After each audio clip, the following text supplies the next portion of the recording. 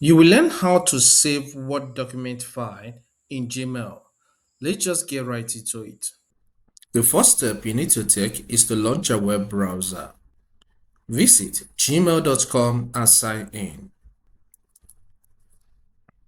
Once you sign into your account successfully, you will find yourself on the inbox. Click on Compose.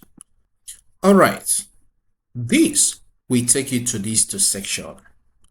In these two sections, add that your same mail Gmail account. For example, my Gmail account here is contactgodwintech@gmail.com.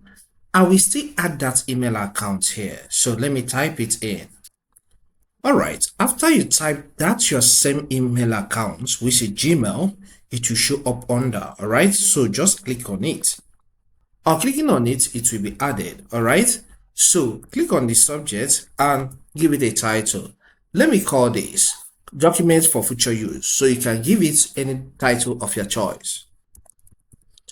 Then once you have finished typing the title, you can click inside here and save few things, maybe hold for future.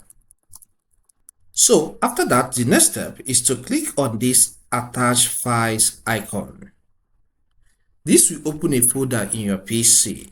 Navigate to where you have the document file in your PC. So in my own case, it's in the documents. So I'll click on this documents folder. Then I will scroll until I get to the document file. So let's say I want to save this Excel classroom assignment. I'll click on it and I'll click on open. Wait for it to be added, which it has been added right now. So after that, click on send.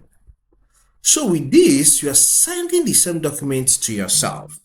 So anytime you need it, you just come to your inbox, type in the title and scroll to get to it.